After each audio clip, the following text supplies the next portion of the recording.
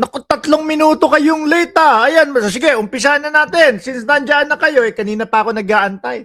Kaya dudut ako ng dut doon sa cellphone ko. Akala ko wala pa kayo. O yan, sige. Magandang umaga sa inyong lahat, mga boss, chief amo, sir. Dahil late kayo, umpisahan na ho natin ito, mga kababayan. Huwag na tayong magpatumpik-tumpik pa. At para doon sa mga hindi pa nakasubscribe dito sa ating channel, dapat pindutin nyo na po yung subscribe button upang sa ganon, lagi kayong ino-notify ni YouTube pag nag-uumpisa na po tayo ng talakayan. I-shoutout kayo ng mabilisan kasi late kayo kaya medyo atrasado yung pag-umpisa natin. Nandiyan si Shiro Kansaki, si BG Badjola, nandiyan si Joel Q ng Cereza Force, si Jordan G, mag-like na daw muna kayo, si Jorge Edralin, si Sir Paulo, nandiyan na din po, si Ma'am Neng Gigi, okay lang Mark, malate ka. Aga pa naman, hindi ko pa bedtime. Naku, kayo nga ang late dyan, tas ako sisisihin ninyo. Nandiyan din po si Ma'am Chris Rose, si Delia Rosario, sino pa nandiyan sa bandang taas? Si Alan Paulino, sino pa nasa taas? Si Archie Beroya, nandiyan na din po. At, ayan, buong Cereza Force family, tingin ko nandiyan naman. Game na ho, mga kababayan, umpisahan natin ito. Nako, hanggang ngayon po, may mga nagre-reklamo, mga bossing. Ano po? May nagreklamo, gagalit po. Ayun, si tatay. No, sandali lang ha. Si tatay nagreklamo, sandali lang. Palit, may papalitan lang kami. Sandali ha. May commercial.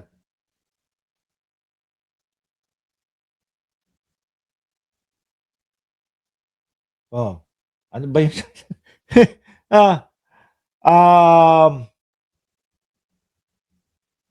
ayan. Game. Game. Ayan, mga kababayan. Game mo. Si tatay ho kasi, mga kababayan, agagalit po. No? Mukhang kulang daw po yung bigay sa kanila, mga bossing. Bakit? Sige, pakinggan ho natin si tatay, mga boss. Eto na. Kasi nga yan, sa kinurakot nila at ninakaw. Dapat nga yan, 30 mil ay ibigay nila para sumapat. Kahit di na... Dali, putik na yan 30 mil na yung hiling, mga kababayan. Siguro na, ito ba nagagalit ho, mga bossing, doon sa paayuda o kumbaga, ibinalik ng gobyerno sa kanila? O kumbaga, tulong ng gobyerno na 5,000? Tama ho ba ako? No, kasi di ba, ano sabi po sa mga balita? Sabi po sa balita, mga bossing, chief amo, sir, madam, 5,000 yung ayuda ng ating gobyerno para po doon sa mga tricycle driver. Di po ba? Siguro yun yung kinagagalit po ni tatay, mga kababayan. Kaya po yung pangil ay lumalabas. Hindi daw po siguro dapat 5,000 lang. No, ang ibinigay. Dapat daw po 30,000. Nako. Saglit lang ho ha. Kaya nag-message sa akin si Jordan G. Boss Mark, pwede bang mag-resign na ako sa iyo kapag ka nag-umpisa daw po yung 30,000, mga kababayan, na ayuda? Hindi na daw nila kailangan magtrabaho. Tutunganga na lang po lahat, boss. No, sabi ni Jorge, tatay naman, yan ang mahirap sa mga Pilipino. Bigyan mo ng maliit o malaki, hindi pa din sapat. Gusto yata ni tatay, nakatunganga na lang po. No, hindi. Tingin ko yung 30,000 kahit papaano po malaking bagay na po sa isang pamilya yun Di ho ba? Tuloy natin si tatay. Okay. Nga yan, sa kinurakot nila at ninakaw. Dapat nga yan, 30 mil ay ibigay nila para sumapat. Kahit di na kami mag-aanap buhay. Ibigay. Para hindi na daw sila tumadyota to si tatay Para hindi na kami maghahanap buhay. Grabe naman yung gusto, isusubo lahat. Ito po ba yung isang example na kapag ka binigyan mo, gusto, buong braso mo, kakainin, kakagatin. Kaya lang, yung pangkagat ni tatay, kulang-kulang ho, mga bossing. 3 sa taas, 2 sa baba. Dapat ang nakakasama nito si Boss Jason no? Si 2x2 Yan nila karapatan ng mga driver, ng mga maliliit. 30,000.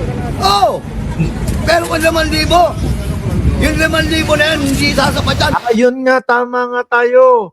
Yung 5,000 na ginawang paayuda po ng gobyerno.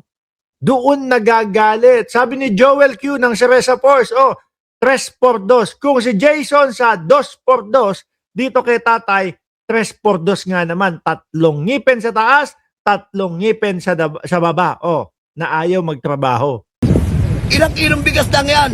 Kung ang isang pamilya kumakain, 4 na pamilya, yung isang sakong bigas, palagay mo ba, makakain pa yan?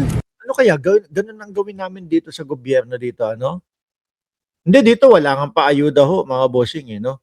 Walang pa libre-libre dito, eh. Pero diyan sa Pilipinas, 'di ba? Action agad si Pangulong Bongbong Marcos. Kilos agad si Pangulong Bongbong Marcos. Sa mga tricycle, 5,000. Sa mga jeep, meron kayong ano tawag doon, ibabalik. O may subsidy. Di ba? Sabi ni PJ Tube, 4 ang pamilya niya, hindi natin ho alam. Pero masyadong demanding si Sir Dave Cortez. Bakit kay Duterte, may natanggap ba kayo? Yun ang tanong. Di ho ba? Wala. At dahil nasabi mo na, naumpisahan mo na, no? Nabanggit mo na ang dating Pangulong Duterte. Naku ho, ito, wag naman magagalit ho sana yung mga DDS, mga bossing. Bakit po? Mukhang ang nasisisi po, mga kababayan, ay ang dating Pangulong Duterte. Kung bakit mataas itong krudo sa Pilipinas ho, mga bossing. Dahil daw po doon sa train law ni dating Pangulong Duterte, mga kababayan. Eto, 2017, biglang nag-ungkat eh. Biglang nagkaungkatan ho, mga bossing, no? Ayon dito sa balita ng Bagong Pilipinas Chronicle, Chronicles Post, ano daw ang train law? Ang train law tax reform for acceleration and inclusion ay ipinasa noong 2017 sa ilalim ni Duterte. Kasama sa batas na ito ang paglalagay ng excise tax sa gasolina at diesel, ibig sabihin may dagdag na buwis sa bawat litro ng langis. Kawawa naman pala talaga yung mga tricycle driver. Kung iniisip po ng dating Pangulong Duterte, yung mga maliliit, yung mga nasa laylayan, yung mga jeepney driver, taxicle driver o tricycle driver, siguro magdadalawang isip siya, sandali lang. Maliliit lang yung mga kinikita nito, lalo na yung mga tricycle driver. Buenas na, maka 300 hanggang 500 kita ito sa araw. Tapos dadagdagan mo pa. Ang resulta daw ho, nung train law ni dating Pangulong Duterte, kahit walang ibang factor, may built-in na dagdag presyo na agad ang fuel dahil sa buwis na ito. Oo nga naman. No, paano pa? Kada litro kung magkano man ang idadagdag dyan, pag naipon po, like example, kapag ka ikaw nagpagasolina, 200, 300, sample lang ho, mga kababayan. 50 kunyari, yung gasolina.